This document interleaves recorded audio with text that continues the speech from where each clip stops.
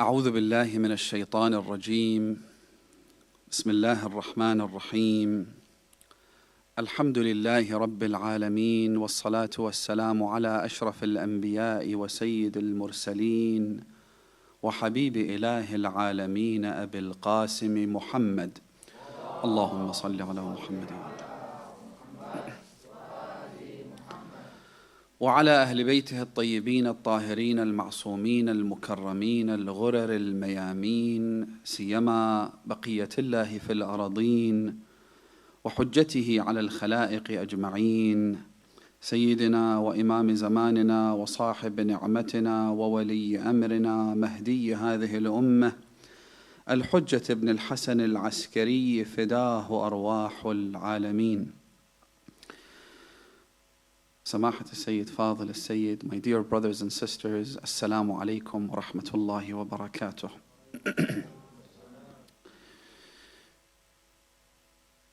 Imam Al-Jawad, our ninth holy Imam, had characteristics and features that were exclusive to him. He stood out even among the other infallible, inerrant members of the household of purity and infallibility, the Ahlul Bayt.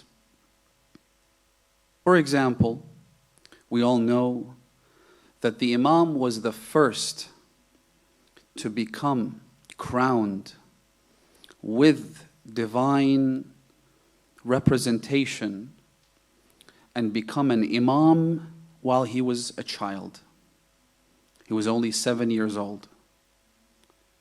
And that alone represents a major shift, an unprecedented occurrence for someone to become God's vicegerent, endowed with divine authority, a divine authority whose scope and magnitude is beyond the comprehension of my infantile brain. The kind of authority that deals with the universe as well as people's personal affairs. The kind of authority that puts him on par with the Holy Quran. All of that at the age of 7.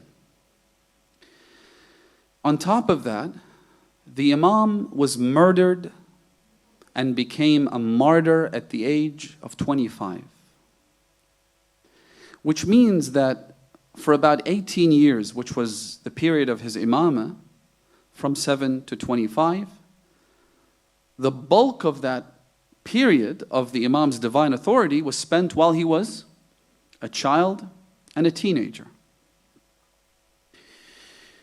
Which represented a major test for a lot of the Shia, who had never seen someone become an Imam at the age of 7. They could never conceive of the idea that someone could be the recipient of God's knowledge while he was just a child. Somehow thinking that imamah was equivalent to earning a university degree, where you have to go through a process. You have to study, you have to spend time training. It's like becoming a doctor. Becoming a doctor generally takes about 10 years after you graduate from high school, sometimes even more depending on which country you're in, right? There is earning your bachelor's degree in medical sciences, then you get into medical school, then you study for about 5-6 years, then you go into medical training as an intern and as a resident, and then eventually you become a junior doctor. And then if you want to specialize, get a fellowship as they call them in the United States, then you have to study for about 2 years per specialty. So it's a very lengthy, arduous process. And so people's perception of imamah was, and to a certain degree still is, among some people, that imamah is this process you have to go through. So for someone to become an imam at the age of 7 was just inconceivable. It made no sense. On top of that, Imam Al-Jawad alayhi salam, now pay close attention, because each of these points is building up to something, to a conclusion that's quite important and relevant to us. The fact that the Imam was dark-skinned, unlike perhaps our perception of the Ahlul Bayt alayhimus salam, Imam al-Jawad in particular had a very dark complexion, uncharacteristically dark, meaning that even his father Imam al-Rida wasn't like this. His ancestors, all of the other Imams. And so people couldn't take the fact that he's a child, number one. Number two, he is not just olive-skinned, but actually dark-skinned. And there were a whole host of other factors which were extremely trying. I wouldn't say difficult, but they were trying. Meaning that people could not fathom or understand or come to appreciate those facets. You also have to keep in mind that when Imam al-Jawad alayhi salatu wassalam was crowned as an Imam, the political dynamic and the ambience, the atmosphere at the time was very different from the previous Imams. For starters, there were a lot of quote-unquote Shia, as opposed to the time of, say, Imam al-Baqir, Imam al-Sadiq alayhi salam. During the Imamah of our 9th Imam, the number of people identifying as Shia of the Ahlul Bayt had multiplied to a degree that had not been seen since the time of Amir al-Mu'mineen. Part of the reason was that Al-Ma'mun Al-Abbasi alayhi la'a'inullah made a major miscalculation. He thought that by forcing Imam al-Rida to come to Marv, present-day Khurasan, Mashhad. Mashhad only became known as Mashhad because it means the shrine. Al-Mashhad al-Muqaddas, meaning the shrine of Imam al-Rida alayhi salam. Prior to that, it had different names. But by forcing the Imam to come to that location and pretending that he was willing to concede that Imam al-Rida alayhi salam was initially, the offer was, you'll be the Khalifa, I'll be your heir. I'll be your successor. The Imam refused. He then said, well, if you refuse this offer, then how about you become my successor, my heir, and I become the Khalifa? It was a theatrical ploy. The idea was that by bringing the Imam close to him, he was able to win greater votes. It's like any political alliances that happen, right? You need a vote passed in parliament. You know you don't have the votes. You go, the liberals work with the independents or the Labour Party or the Greens or what have you. They form a coalition. They get the vote passed. Al-Ma'mun felt that his position was untenable. His authority was in question, even among his own family, Bani al-Abbas. So he needed support. He needed to get the followers of the Ahlul Bayt, the masses, the people, to lend him their support. So by bringing the Imam, he thought he could do that. At the same time, he had other intentions. He wanted to put the Imam on a platform so that everyone could see for themselves that the Ahlul Bayt, there's a lot of hype around them, but they don't really have much to offer. In his mind, he thought, because obviously he lacks faith in God, let alone in his vicegerents and representatives, and so he said to himself, well, there can't be anything special about these people. Let's bring them to the fore, put them in front of everyone, shine a spotlight on them, and then they'll expose themselves as normal people who have flaws and whatnot. And so, again, that backfired in a major way.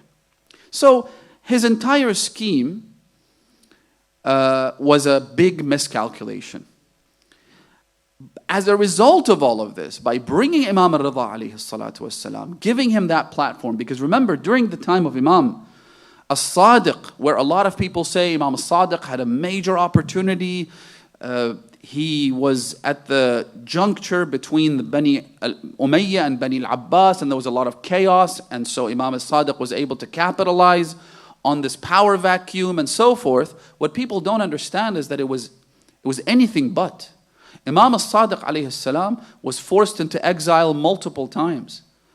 Imam As-Sadiq alayhi salam was not allowed to take any position in the community. Have you ever heard Imam As-Sadiq leading prayers, for example?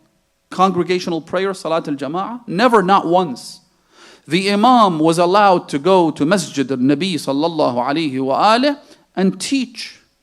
It was basically, he would sit on the ground, people would surround him, he would speak to them. That's the limit or the extent to which the Imam was allowed to operate. Nothing more than that.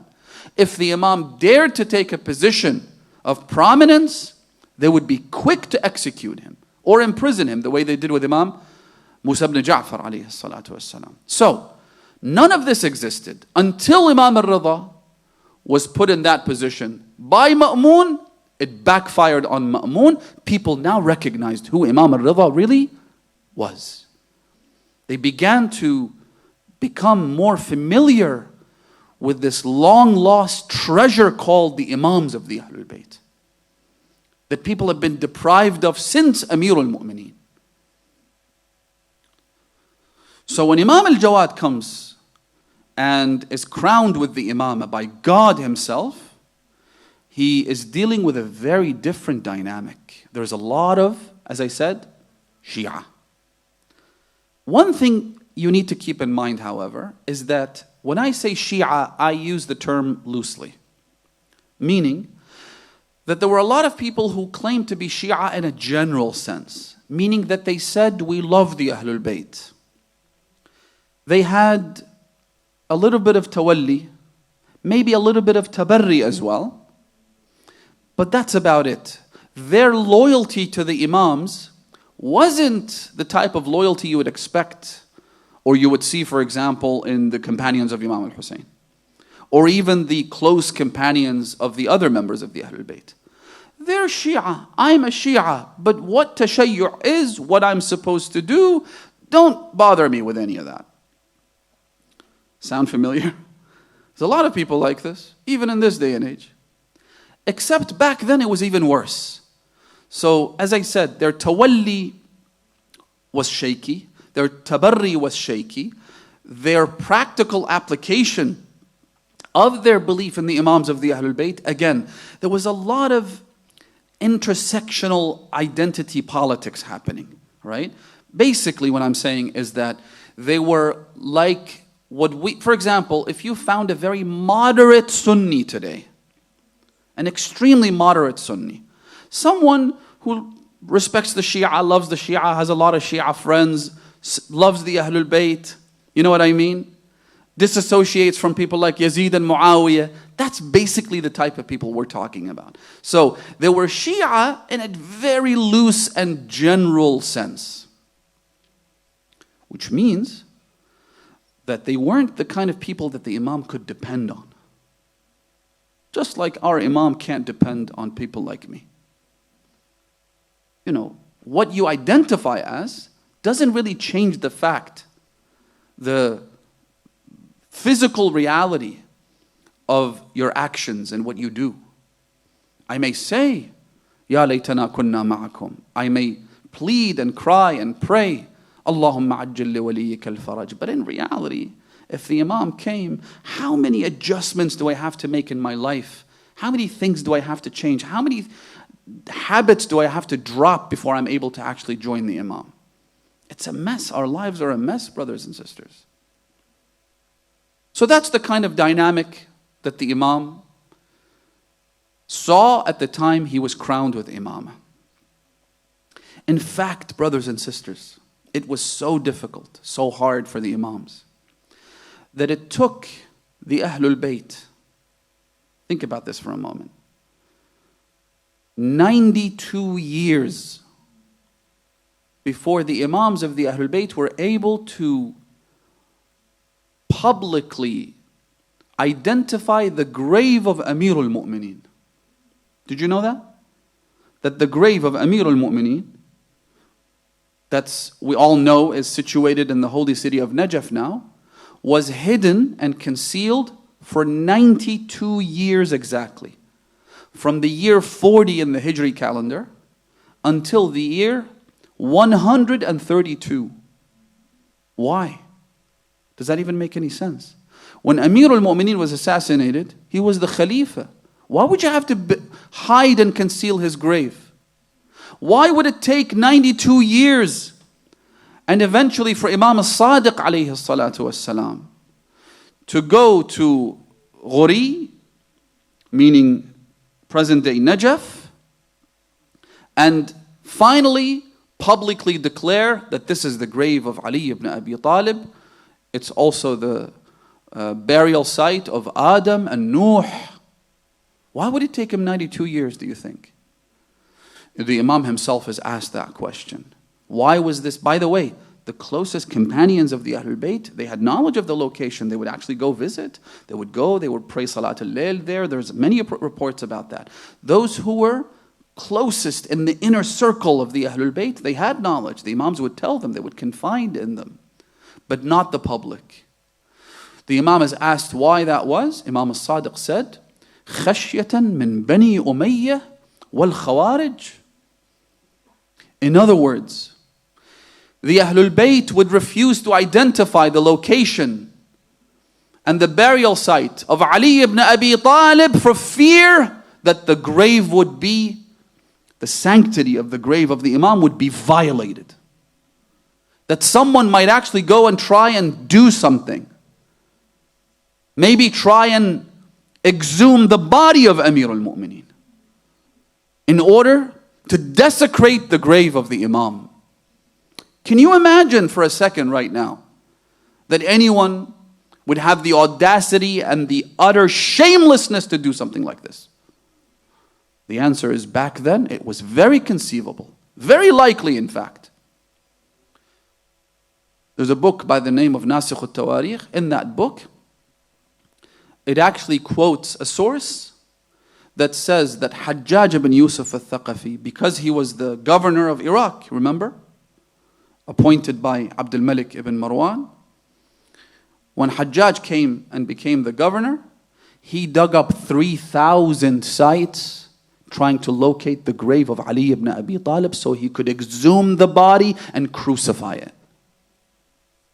I mean, the culture was so hateful towards the Ahlul Bayt alayhimus salam.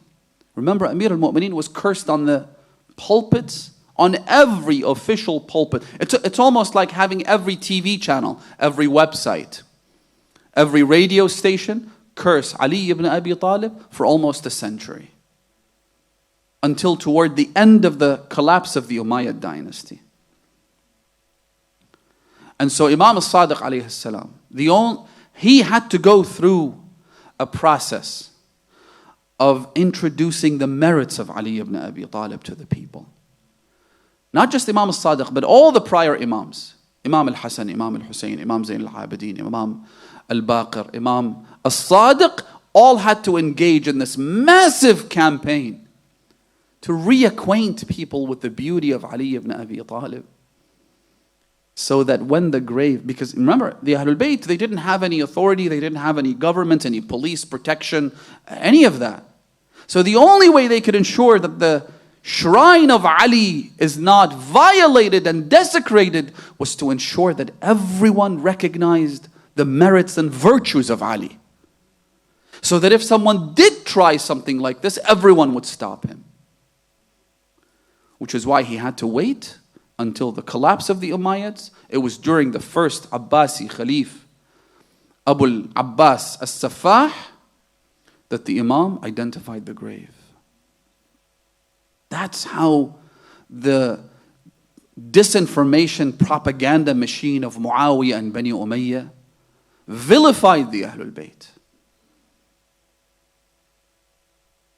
And all of the Imams, while this war was happening, while every cannon and every gun and every weapon was being fired towards the Ahlul Bayt alayhimus salam for about almost 100 years, The Imams of the Ahlul Bayt, they didn't just sit quietly and not do anything in response.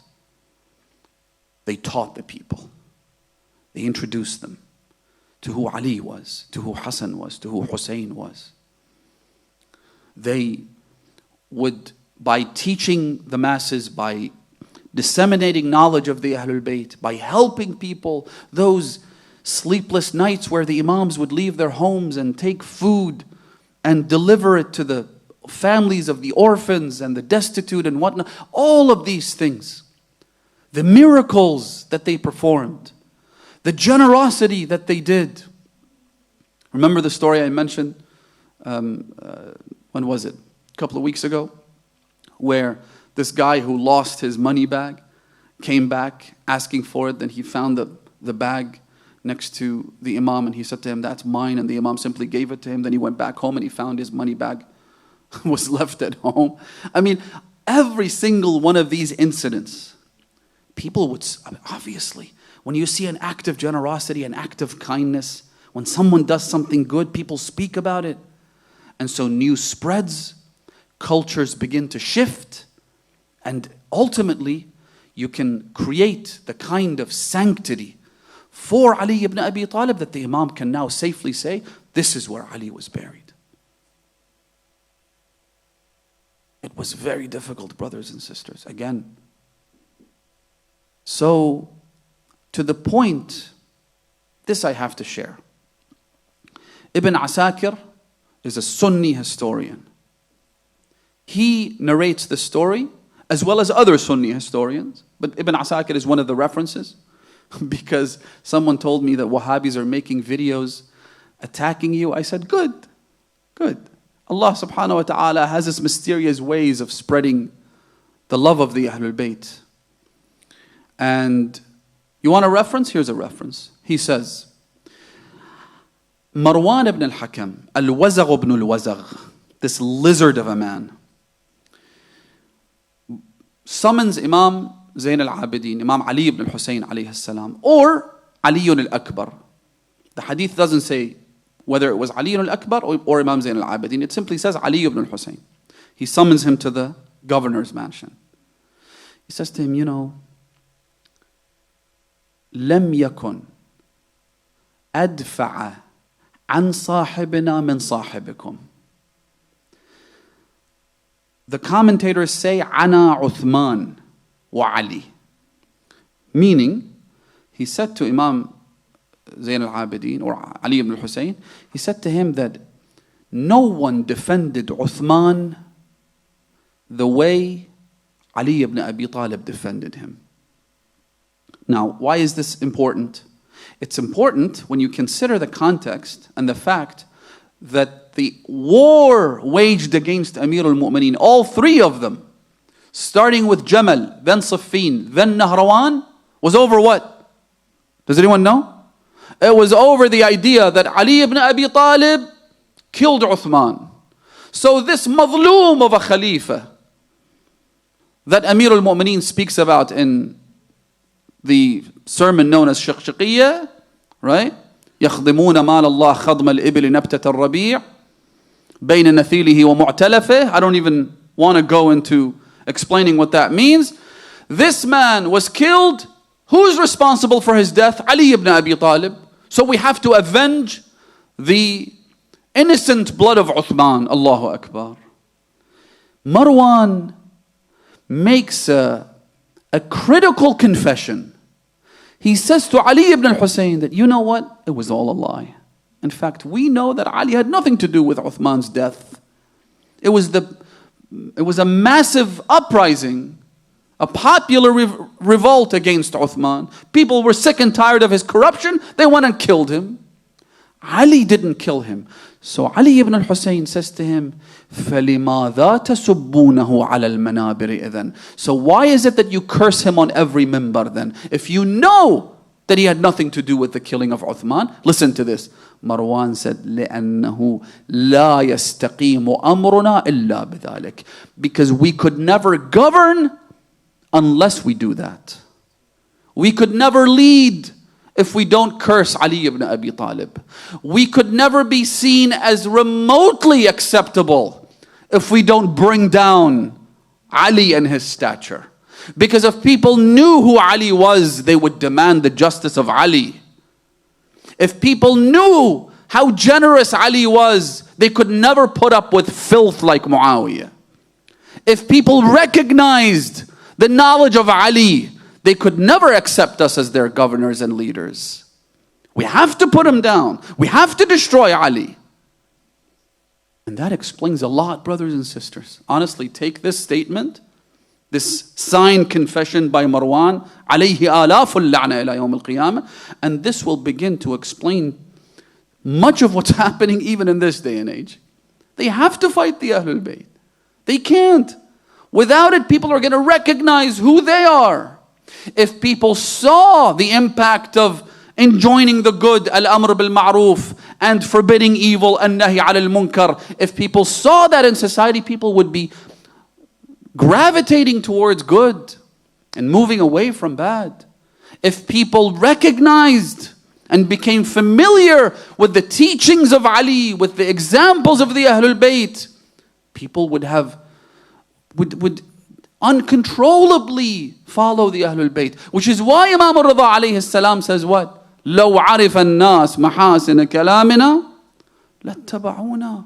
If only people saw the beauty of our words, they would follow us. You don't need to spend billions of dollars in propaganda and disinformation. You don't need international media behemoths to introduce people to the Ahlul Bayt. All you have to do is speak to your neighbor, speak to your co-worker, speak to the person sitting next to you on the bus to work.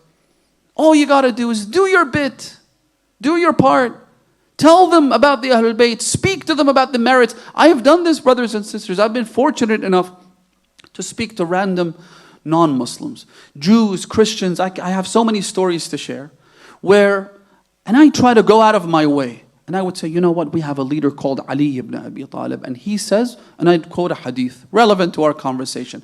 Believe me, their jaw drops every time. Wallahi, brothers and sisters, if they have even a modicum of brain cells and think about what the Imam is saying, they fall head over heels in love with him. One of them said to me, that man is not a normal human being. I don't know what he is. He's just not a normal person. My point is, Imam al-Rida stressed this. Tell, speak, write, vlog, tweet, whatever it is you want to do, whatever you're good at. As long as it is قال علي ibn Abi Talib, قال الباقر, قال الصادق, قال الجواد. Don't waste your time with other stuff. Speak to the people about the merits of the Ahlul Bayt. Which is why, again, the philosophy of Marwan ibn al-Hakam is being employed to this very day.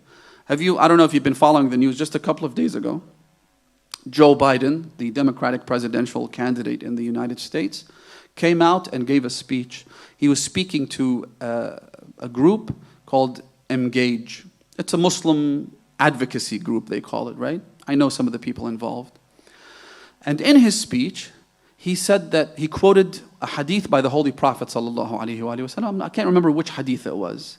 I think it was about Amr bil Ma'roof and Nahy al Munkar, that if you see something evil, you have to reject it in your heart. And then the next stage or the next level is that you have to speak out against it. And then if that doesn't work, then you have to, through your action, prevent evil from happening. He quoted this hadith from the Prophet. Then he said, we should be teaching our students in schools about Islam. Why aren't we teaching our children about Islam? So far, pretty benign, right? Let's teach people about Islam.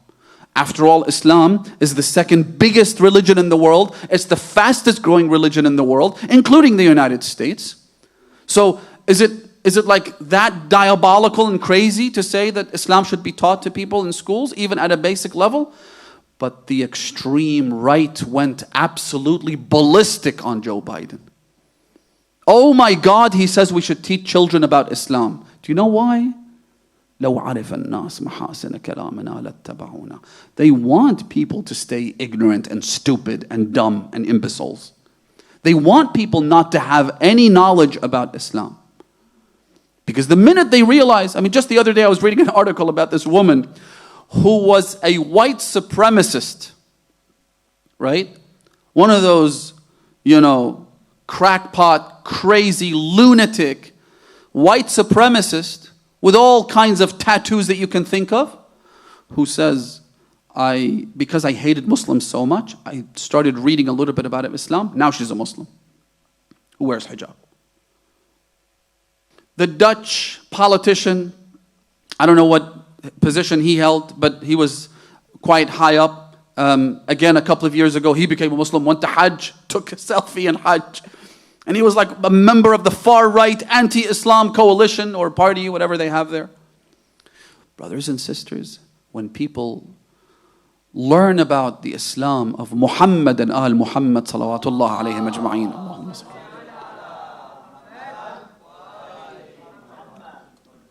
they will fall in love. Anyway, it was difficult. The war machine was waging attack after attack against the Imams of the Ahlul Bayt. The Imams of the Ahlul Bayt would counter that with knowledge, with information, with trying to change the perception of the public, introducing them to the legends of the Ahlul Bayt alayhimus salam. And this war raged on while the Imams themselves would be killed one after the other.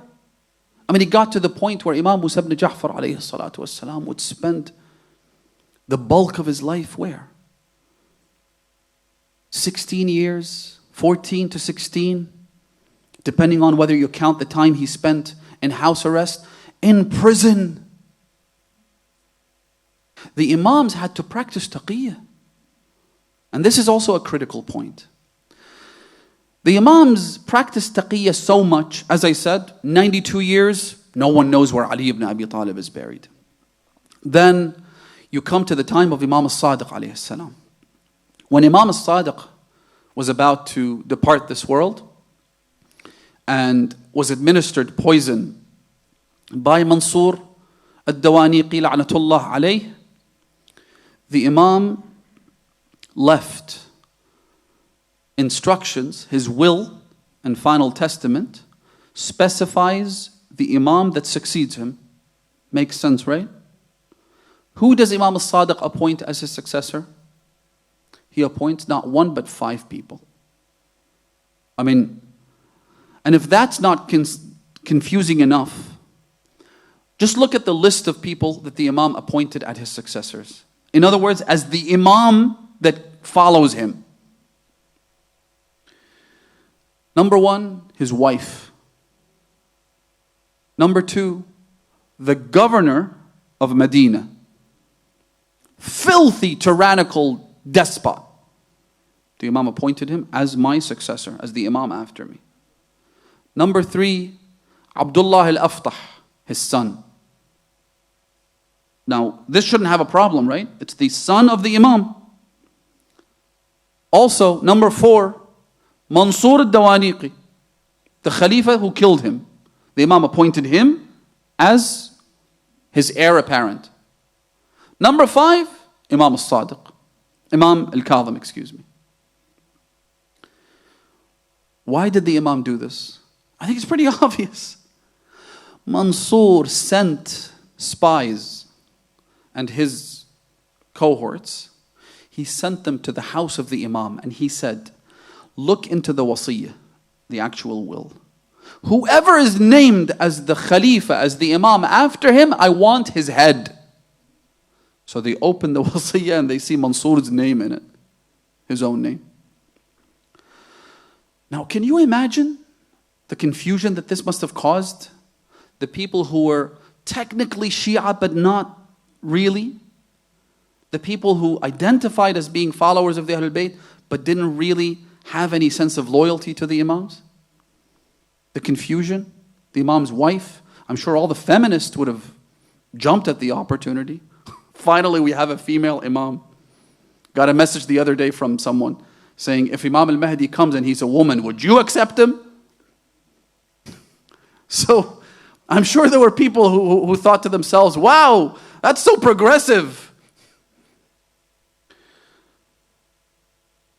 Now, what made this even more confusing Obviously, you can rule out Mansur. Obviously, you can rule out the governor in Medina.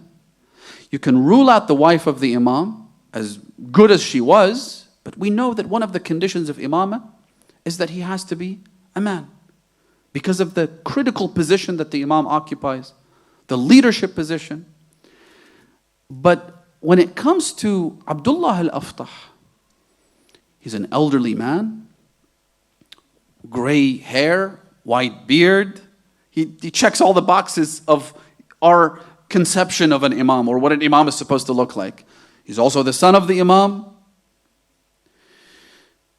What made it even more confusing is that Imam al-Kadhim alayhi salatu wassalam did not come out and say that my brother is not an Imam. Because Abdullah al-Aftah, according to some narrations, seized this opportunity and actually came out and said, I am the Imam. What do you do with that? Seriously, think of yourself in those circumstances. What would you do? Like, how confused would you be? Again, this is a critical question which I want to get to later on. Abdullah al-Aftah says, I'm the Imam. The actual will of Imam al-Sadiq names him among 4 others, but it names him. On top of that, Imam al-Kadhim is not speaking out. They came to Imam al-Kadhim alayhi salam, Imam Musa ibn Ja'far. They said to him, Ya ibn Rasulullah, these are the closest companions who know, who had already asked Imam al-Sadiq, who put in the effort to learn about their religion. They're not, random people. They're the ones who put in effort. So they already knew that Imam al-Kadhim was the Imam. They came to him, Ya ibn Rasulullah, your own brother, he's claiming to be the Imam. Imam al-Kadhim said, it's okay, leave him. He's not going to live for long. It's not worth it. Besides, if Imam al-Kadhim alayhi salam had come out and said that I am the Imam, what would Mansur do? We already know. Mansur wanted him dead. He wanted the Imam dead. So Imam al-Kadhim practiced taqiyya. In terms of his Imamah, he didn't come out and say, I am the Imam. So he said, leave Abdullah al-Aftah. He's not going to last long. He's going to die soon. Plus, Abdullah al-Aftah had another problem. He didn't have any children. Now, Shia, who were not so confused, who weren't just Shia by name, they also knew that we have to have 12 Imams. And if Abdullah al-Aftah is an Imam, then the succession needs to continue. He needs to have children. Because the Imam is always the son of another Imam, with one exception, and that is Imam al-Hasan and Imam al-Hussein. That was the only exception. The Prophet ﷺ made it unequivocally clear, al-Hasan wal-Hussein imaman qama aw qa'ada. But that's the only exception. Every subsequent Imam has to be the son of another Imam.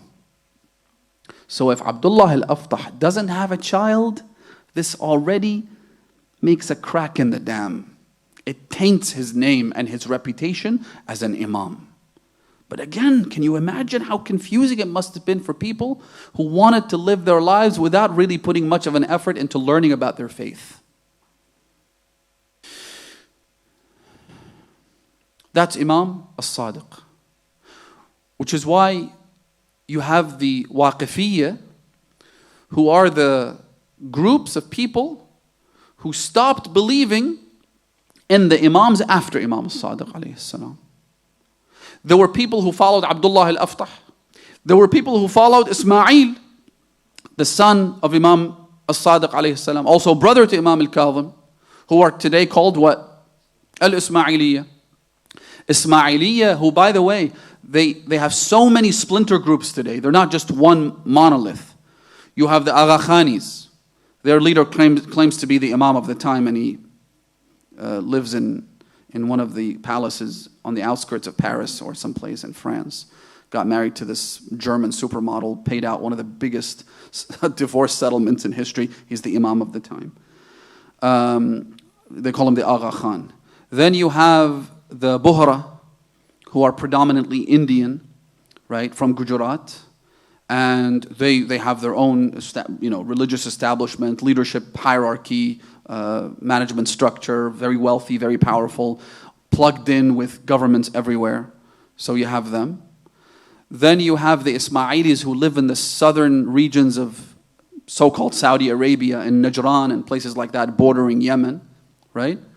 So you have this global community that's not very large in numbers, but quite a lot of different groups who identify as Ismaili.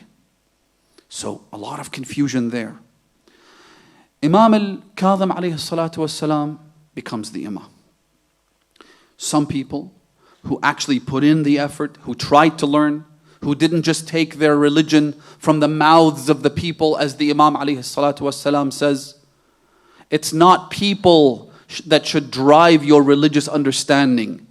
This hadith is mentioned in the introduction to the blessed book of Al-Kafi by Muhammad ibn Yaqub al-Kulayni, Ridwanullah ta'ala alayh. He says that Rijal should not be the people who give your religion and teach you your religion and push you from this side to the other. You should investigate, you should learn, you should actually put in effort. Those who did, they followed Imam Musa ibn Ja'far. But then Imam Musa ibn Ja'far is incarcerated for over a decade. And throughout that time, the Imam had no contact with the outside world, except with who? Except through his representatives. These representatives, especially in the absence of the Imam, they gain greater power, influence, reach.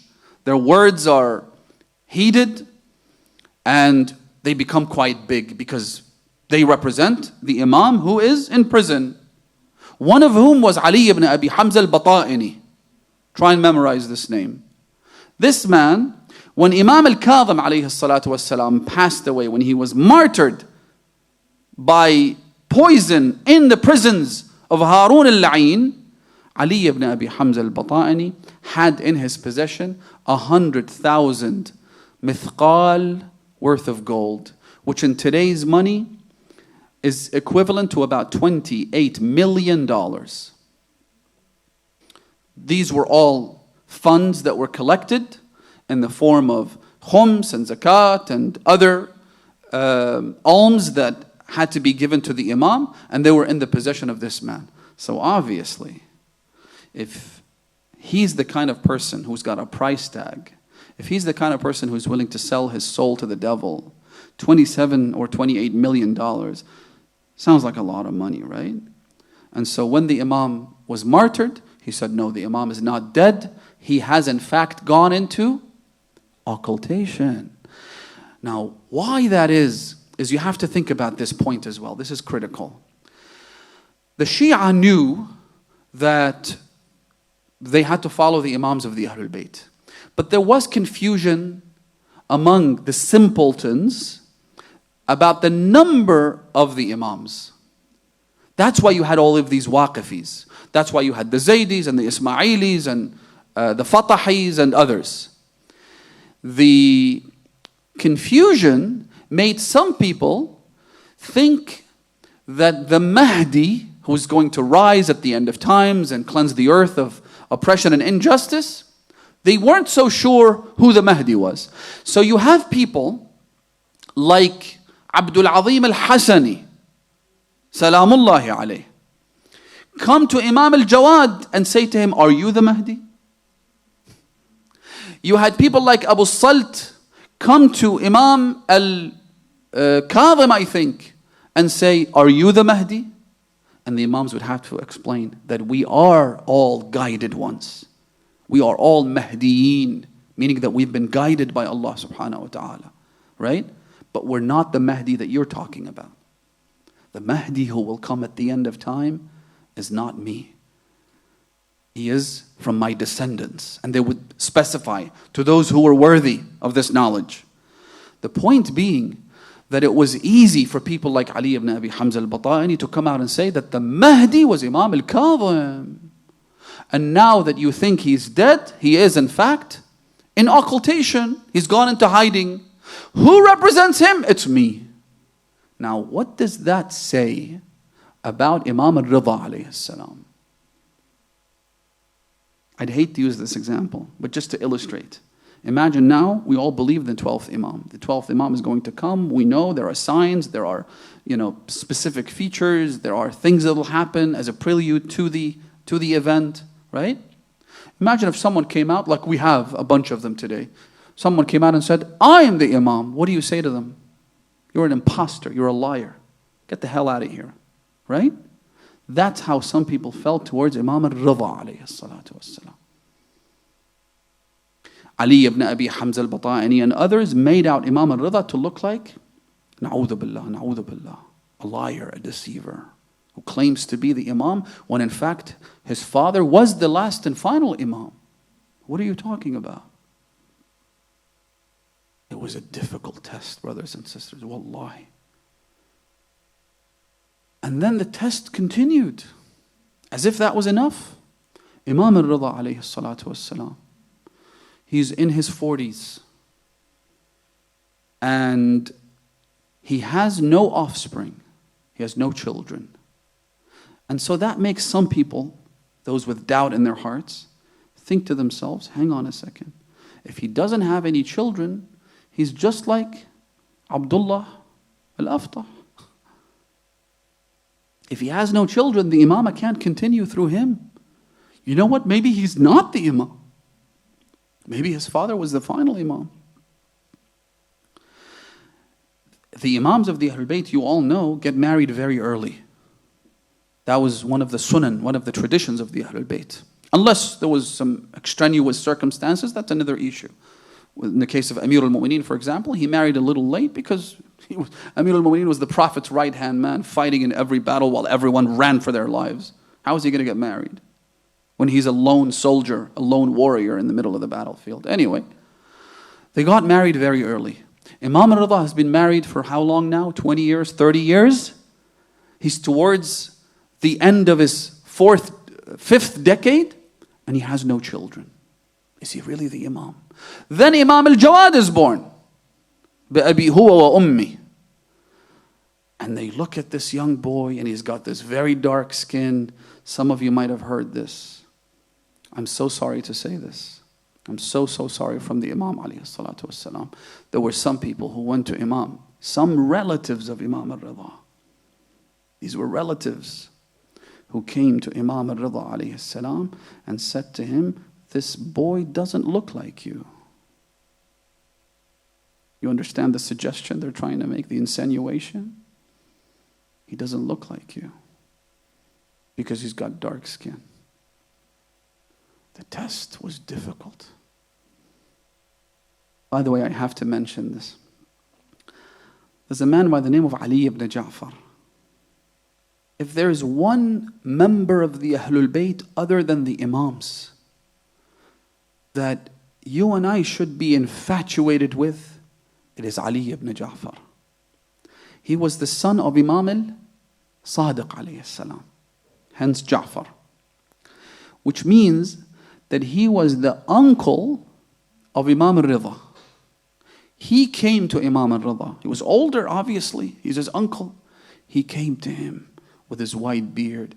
He said to him, how could I apologize to you for what some of my relatives have said to you?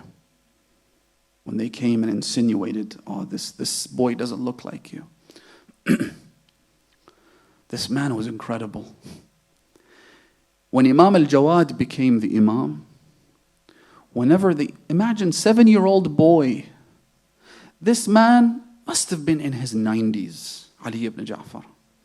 When Imam al-Jawad would walk in, Ali ibn Ja'far would stand up on his 2 feet and have the 7-year-old, not even his nephew's son, have the 7-year-old boy take his seat. On one occasion, salam Allah alayhi, there is this medical procedure, I don't know, many of you are probably not familiar with it. It's called fasd. And what it is, it's like hijama. You know what hijama is? Hijama, they call it cupping, right? Or wet cupping is what they call it. Cupping is dry usually, but there is blood that's drawn anyway.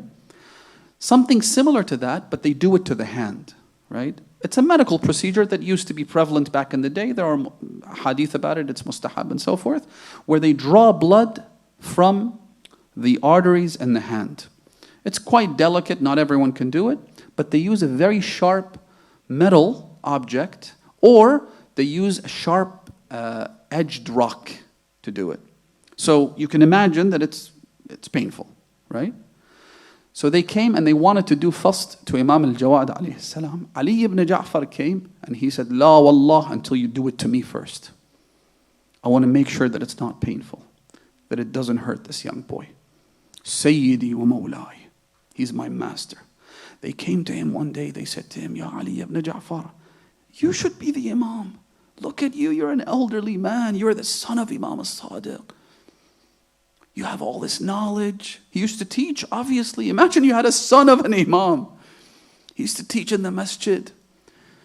You should be the Imam. He said, what can I say when Allah deemed for this white beard not to be the Imam and for this young boy to be the Imam? Get away from me. He is the Imam. I am but one of his slaves. Ma'rifah. That's what ma'rifah is, brothers and sisters. When you recognize the Imam, you have no qualms, no questions, no ifs, no buts. Now I'll get to the point I was trying to build up to, which is this, brothers and sisters, and I'll wrap up. The tests were immensely difficult.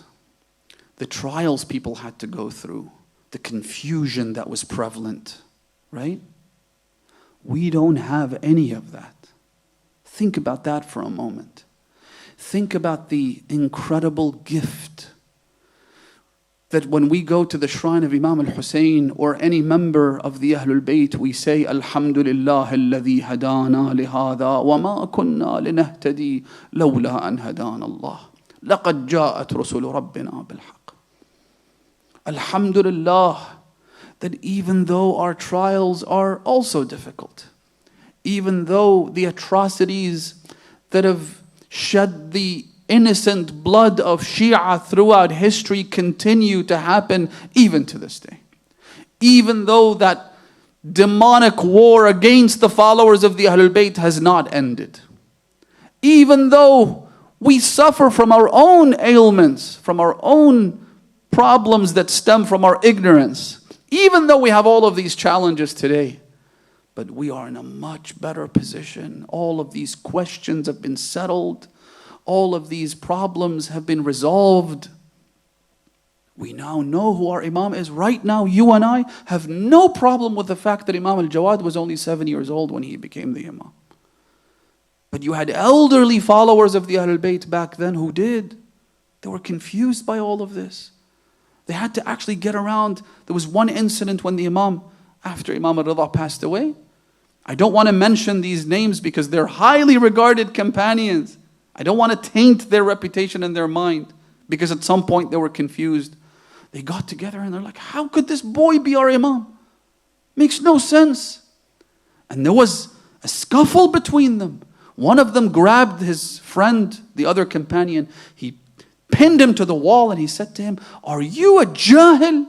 Do you not know that imamah is a position awarded by Allah to whomever He wants? Have you not read the story of Yahya ibn Zakaria in the Quran? Have you no acquaintance with the story of Isa alayhi salam and his speech in the crib? Are you really this ignorant that you think that an imam has to be old or has to fit whatever mental mold you've created for yourself? Wake up. Imamah is something that's granted by Allah to whomever He wants. We don't have that.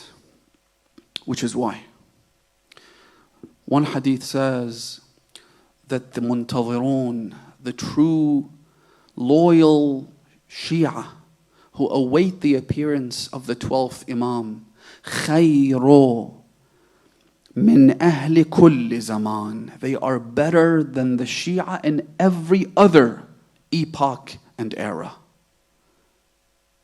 That, brothers and sisters, I think is the greatest glad tiding that the Imams could give to us. You're better than the Shia who lived in the time of the Imams and even the Prophet sallallahu alaihi wasallam. Because now you have the truth so manifest and so clear, so unambiguous as the sun in the middle of the day. And you have no qualms, no tension in your heart towards the truth. You accept it. Alhamdulillah. And it's by the grace of Allah that He guided us to this. Imam al-Hussein prays in his dua Arafah. Inshallah, the day of Arafah is coming up in only 8 days. In that spectacular dua, Imam al-Hussein, I always say to people, don't go look after irfan or Sufism or any kind of garbage that's like that. You want to get to know Allah subhanahu wa ta'ala, read dua Arafah. Don't waste your life. In that dua, Imam al-Hussein says to Allah subhanahu wa ta'ala, Oh Allah, thank you for the gift of allowing me not to be born fi dawlatil kufr. That I wasn't born at a time of hypocrisy and dishonesty and disbelief. That I was born at a time and place that was so perfect. That I am here today listening to the virtues and merits of Muhammad and al-Muhammad alayhim salawatullah ajma'in. Allahumma salli ala Muhammad. And so, yes, we have challenges, but bear in mind that we have so many advantages to the people back then. Yes, today we are suffering the consequences of this global pandemic. And yes, as a result of that, in many countries around the world, Majalis of Aba Abdullah al-Hussein this Muharram will not take place as usual. And I'm speaking to the vast majority of countries all over the world. That even though just last year and the years prior to that, we had the freedom and the privilege and the honor to get together in the Majalis of Aba Abdullah al-Hussein and cry for him and share our condolences with Rasulullah and Fatimah al-Zahra and Amir al-Mu'mineen. But we've been deprived of all of this year. Yes, that's a challenge. Yes, that's difficult. But brothers and sisters, let us now turn every single one of our homes into a Husayniyah for Aba Abdullah al-Hussein. There are 5 million Husayniyat around the world. Average number. It's an approximation. We don't know exactly how much, but some people have rounded it up to about 5 million. Let's turn that 5 million into 100 million Husayniyat. Every single one of our homes needs to be turned into a Husayniyah. You might say, how? First of all, you can hold majalis for your families. If there is a speaker you can invite, if there is a alim, if there is someone who can come and provide wa'adh and irshad and speak of the masa'ib of Imam al-Hussein, do that. If you can't do that, you have access to audio, a library of lectures and majalis online that you can just play with your family. Pretend as though you're in a majlis. Give your children the gift of feeling like they're in a majlis of Imam al-Hussein. I met this sister, listen to this, I've never said this on the minbar. I met a sister last year, I think, in New York. The place where I met her was a gathering where the speaker was talking about majalis and how to improve them, right? So you had a bunch of people who were mostly from the Indian subcontinent, right? So from India, Pakistan, who, by the way, have such great emotions for Imam al-Hussein. I don't think anyone can deny that. But this particular group came from a specific persuasion, right? They were more on the liberal side. And so they were speaking about how the majalis need to change. We need some drastic transformations happening. When we go to the majalis of Imam Hussein, the speakers need to change their approach, their methodology. They need to have a PowerPoint presentation. They need to do this, that, and the other. Stuff like this, which I don't have any problem with, by the way. But the way they were speaking was as though the majalis are not useful and they need a complete overhaul. Okay? Suddenly this sister got up.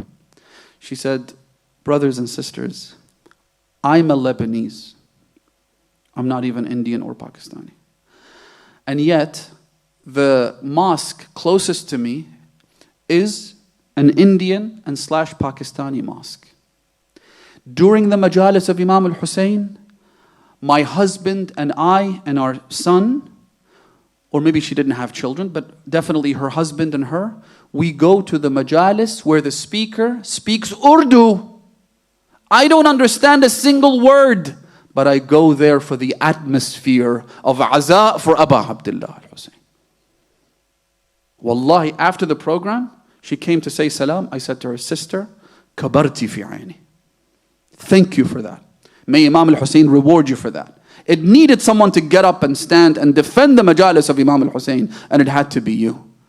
She said, Sayyid, wallahi, I don't even understand Urdu, but I go there because it's the ambience. The walls are crying for Hussein, as the Prophet ﷺ says. تبكيه السماء والأرض والبحار والحيتان. Even the fish in the sea cry for Imam al-Hussein. I go there because everything cries for Hussein, even though I don't understand the majlis. So let's turn our homes into Husayniyat, into ma'atim, into masajid, where the remembrance of Imam al-Hussein is not only not forgotten, but gets amplified and multiplied and gets bigger and bigger, inshallah, than every previous year. Al-Fadl, alayha la'natullah, the daughter of Ma'mun, she was given poison that was handed to her by Mu'tasim. Mu'tasim was the Khalifa at the time. He conspired with her and his son to administer the poison to Imam Jawad alayhi salam. Imagine, he's only 25 years old. He's in his prime. She came, the Imam came. He said, I've been fasting. Do you have something I can break my fast with? بِأَبِي أَنْتَ وَأُمِّي يَا مُحَمَّدَ بْنَ عَلِي. So she fed him the food which was filled with that poison. As soon as the Imam ate it, he felt the heat dissipate in his body.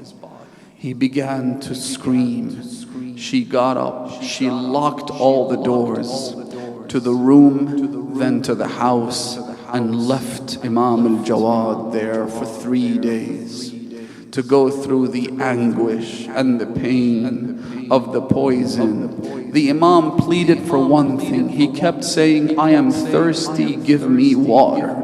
She refused to even give him water.